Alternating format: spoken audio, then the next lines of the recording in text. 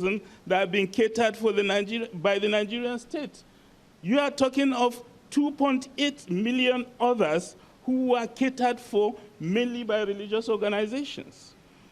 The religious organizations in the Northeast and outside the Northeast all invested their personal resources to take care of these people.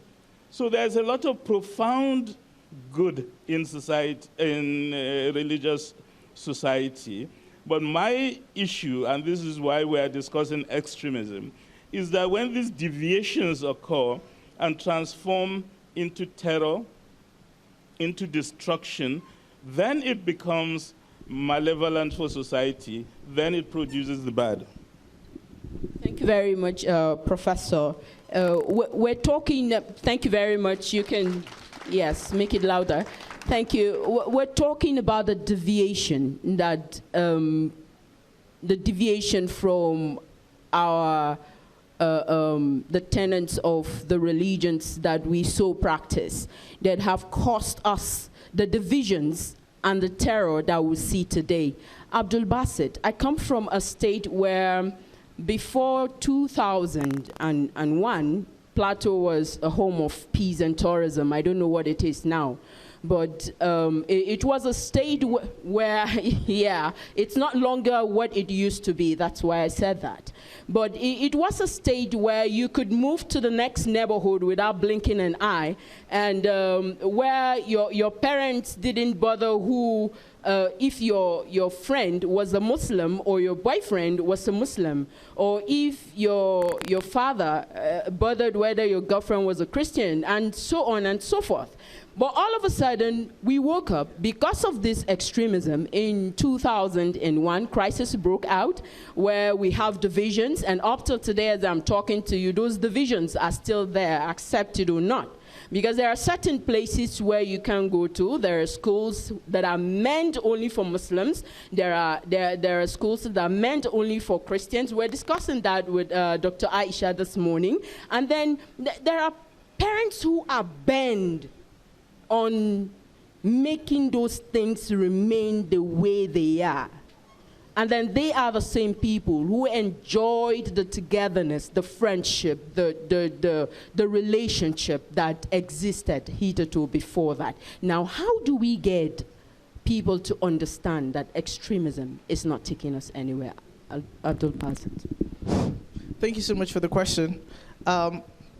It's actually a very, very important question. I think in my own study, I've actually discovered that Northern Nigeria as a society has transmuted through different stages. This particular era you're speaking about was a stage in the life cycle of Northern Nigeria. I would say that that particular era, one of the things that actually created that social milieu was also part of the efforts of Sardauna, that's Ahmadu Bello. Like Sardauna was trying to create that image of one North. Like, you know, whether you're Muslim, whether you're Christian, we all belong. Like, he was trying to create that image. And it was, I mean, he brought different people, like, to work with him. Sunday Awoni, he was working with him, who is from Kogi State. He brought people like, I mean, you know, I've forgotten some of their names. Like, people who didn't necessarily share the same belief, but who came together to work with him. Now, in the aftermath of the death of Sardauna, and Sardauna, I mean, he tried to bring people together. In the aftermath of his demise, some of the religious scholars,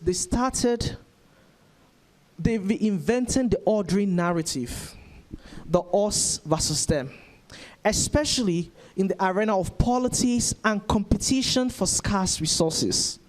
Now, in the case of Plateau State, land resources was one major issue. Politics was also a major issue. Then you had religious scholars who started to preach that if you go and vote, don't vote for a non-Muslim, you know, you have to vote. So they started the ordinary narrative. And I think the ordinary narrative was actually what fragmented that that community, you know, in the past that worked together. Is that ordinary narrative promoted by some of the religious scholars that actually fragment. In fact, unfortunately or fortunately, some of the scholars, they are still, you know, when I look at them today and some of the things they preach, I actually feel like, what were you preaching? Why were you preaching? What were you preaching in the past? What has changed? You know?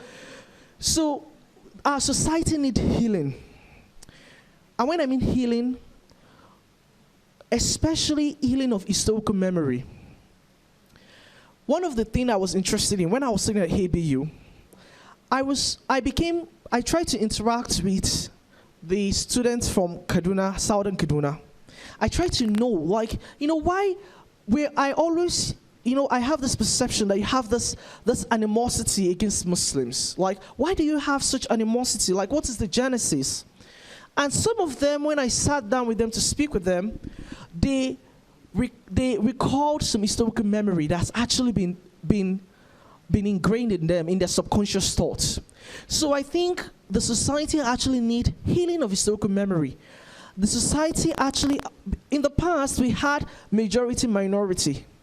We had the slaves, we had the masters. All those dynamics are no longer today.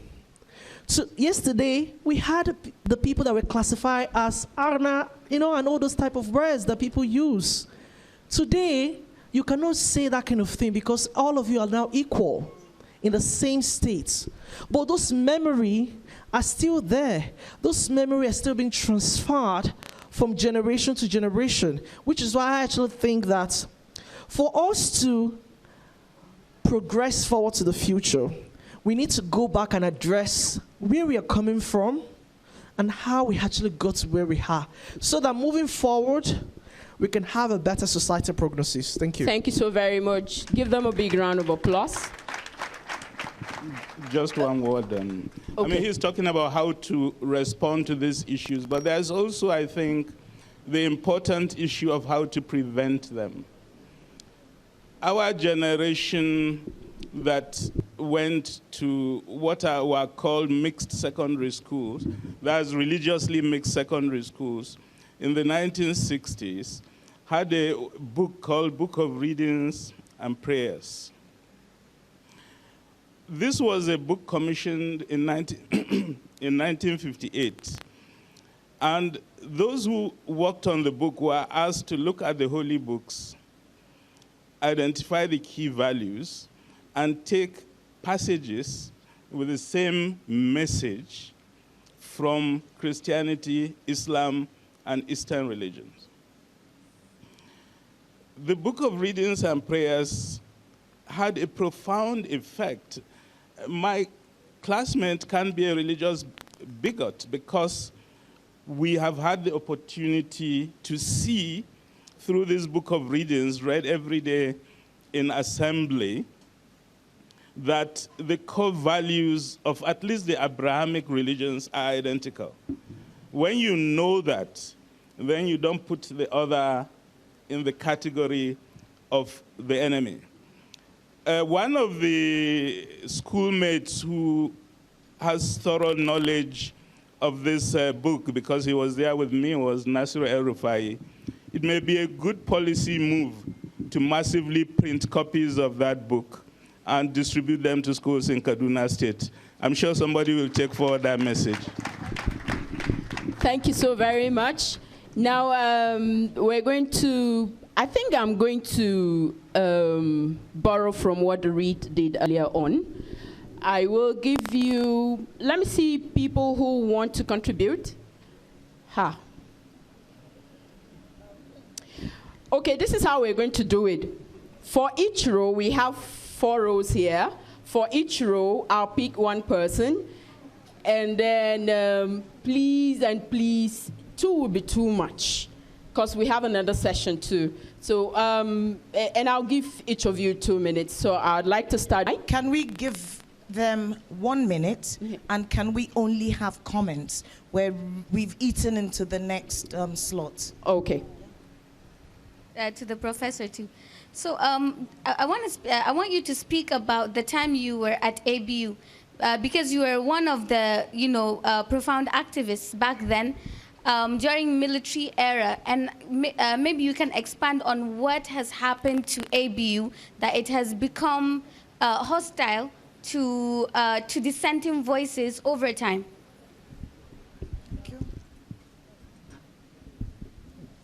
Good afternoon, ladies and gentlemen. I would just like to make a point of note. There's somebody on Twitter who made this mention that none of us had the choice to choose our parents, the language, the country we were born into, and so many other spares. We need to reenact such values to make people know that we are all one. When we go to the hospitals and take blood donations, nobody says, where is this blood coming from? And so many factors make us more human.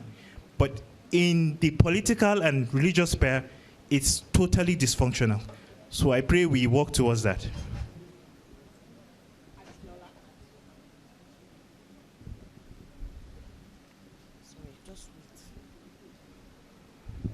My name is Rona. I sat here and I struggled a little, and I have to say my religion here. I'm a Christian, but I struggled sitting in a discussion about religious extremism in Nigeria, and everybody was focusing on Islam, on Muslims, when we know that Christians are extreme. There's dehumanizing practices of fake pregnancies, fake miracles. There's child witchcraft killings. There's, even in the traditional religion, we have reports of people that first of all go to mass before they do their separatist activities. My question to you is this: do you not think we should have a more balanced discussion that does not just associate the words religious extremism with Islam and takes those words and turns it into a mirror, not just on one religion or one person or on one gender, but on everybody? Do you not think we should do so, and how can we do so? Thank you. I think I can answer that last question. Before we decided that we'd just have the two of you, we'd invited Ebenezer Obadari, who wrote the book on Pentecostal, I think it's Pentecostal Republic, but he never got back to us, and we were chasing him up until 3 weeks ago. So that's the answer to that question. 1 minute. Yes, mine is a question to the gentleman in front of me. My question is about the moderates. When we talk about extremists, we assume that there are moderates. Extremists are usually on the fringe, and incidentally, they typically are a minority. So what is the role of this apparent larger group of people who are moderates in the middle? What is their role in all of this? In responding, please, for want of time, I'd like you to be snappy about it. Start with you, Professor. Thank you. The first question is, how do you build a sense of belonging, a sense of community? That's a medium-term thing. You can't do that in 1 or 2 years.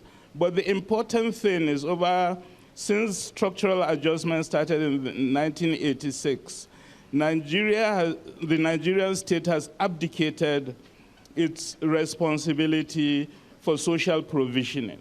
And that was what made the poor to believe they no longer have a place in this society. I think we need to totally change the approach. It's difficult to do that given the resources available today, but I think if you take it as important to implement Chapter 2 of the Nigerian Constitution, which says the state has a responsibility to provide health, education, and a good means of livelihood for all Nigerians, then we'll be on the pathway. On Ahmadu Bello University, I was quite moved by the discussion yesterday. I spent 25 years in Ahmadu Bello University. I entered in January 1973. School of Basic Studies. I left in July 1997 as an associate professor of political science. Now, no, that's not the point. The point was, over that period, ABU has changed profoundly. and it changed before I left. In 1973, when we went in, everybody was a Marxist, and we were all Marxists. There was a framing ideology. There was a sense of purpose. And there was this determination to promote the public good. In 1979, I was an assistant lecturer. The Iranian Revolution happened. The politicization of Islam rose in a very profound way. In 1979, I was in the staff club. We were having lunch when the Muslim Student Society came and attacked us in the staff club. So during that period, ABU itself changed profoundly. I appreciated a lot of the discussions yesterday about the work you've been doing on patriarchy. Let me make the point that we were very concerned about patriarchy during our time. And in 1982, we established Women in Nigeria. And it was a feminist organization that had both men and male and female members, although the males could not be in the leadership. A few years ago, Amina, Saliu, and I did a history of women in Nigeria. And the reason Women in Nigeria broke essentially was that there was great tension between men and women in the organization over who should be in control. This is just to say I agree with the conclusion yesterday that if you really want to promote feminism, throw out the men, control them, or make sure they don't interfere in what you are doing. Finally, on the question about what of Christianity, I started by making 5 points about the evolution of religion in Nigeria over the last generation. And all the 5 points I made refer to both Christianity and Islam. So I'm not in the category you are referring to. Abdul Basit, shortly, please. Okay, yeah, I'll make it fast. So I'll also start with the final question. To be honest, religious extremism is not should not be pinched on one single religion or one single race. There's so many range of extremism. I am schooling in Texas, where we have white, nationalist, conservative Christians who actually, they promote hateful polemic against the others. But I think the reason why the conversation in my own, from my own hand, the reason why I'm basically speaking based on what I research about. So my examples and all my talking points is coming from a particular research angle. That is what I am studying, and that is why I focus more on that and not others. And then on the question of moderates, to be honest with you, I actually have a big problem with so many of the terminology that we actually use, like extremist, moderate, conservative, liberal. I have a big problem with all of those jargon or terminology, like conceptual jargons. And the reason is because even within Boko Haram, there are those people who are claiming to be moderate within the group. Mama Noor, one of the leaders of Boko Haram, was killed. Why? Because he went to negotiate with the government, and he released some prisoners. So other Boko Haram leaders actually view him as a sellout. He himself considered himself to be a moderate. So the question of who is a moderate, a person might present himself as a moderate, and then you ask him some questions. The type of answers you ask yourself, is this the definition of moderacy or moderation? So, and that is why within Islamic canon, there's a concept of wasatiyah, there's a concept of moderation. And Muslim scholars always advise that, you go back to that moderation. But how to define that moderation, it's extremely difficult, just the way the definition of extremism is very difficult. Your 1 minute is up. Your 1 minute is up. Thank you so very much. A bigger round of applause to them. Now, in conclusion, Auntie Lola, I took the leverage to invite two people. I have Bishop Kuka on audio. If the sound engineer is there, please, can you help us out? In their submission on the way forward, I have Bishop Kuka and I have Nuruddin Lemu. Please, sound engineer. My name is Matthew Kuka, the Catholic Bishop of the Diocese of Sokoto. We have cried enough tears, we have shed enough blood, and it is now time for us to sit down and think about our responsibilities to ourselves, to our families, to our country, and to our religion. It is now time for each and every one of us to become an apostle of peace. Peace is inevitable. Without it, we cannot be human. It is one of the major things that separates us from the animal kingdom. Let us therefore become apostles of peace, no matter where we are, no matter our station in life. God bless you. It's Muhammad Nuruddin Lemu. I'm a director at the Da'awa Institute of Nigeria, handling research and training with the Islamic Education Trust in Minna. Regarding peace, part of the core and kernel of Islam, and I believe every other religion, is that we should strike a relationship of peace between us and our Creator and each other. In other words, peace between Creator and the rest of creation, down to animals. And a true believer is one who lives with Assalamu alaikum. He lives with the desire for peace on others, just as he prays peace within himself. And part of peace is the teaching of compassion, or what is called rahmah. In fact, from what one studies from the Quran and the Sunnah, and I believe this applies to other religions too, compassion or rahmah is the litmus test for true religiosity. If you have no compassion, then you are just pretending to be submitting to the will of Allah. Since it makes it clear in a hadith where the Prophet Muhammad, peace be upon him, said, whoever has no compassion towards others, Allah does not have compassion on him. That we should show mercy on others so that Allah shows mercy on us. May peace be upon all of us. May peace be in us. And the greatest source of peace is Allah himself. And one of his names is As-Salam, the source of all peace. Thank you so much for your time.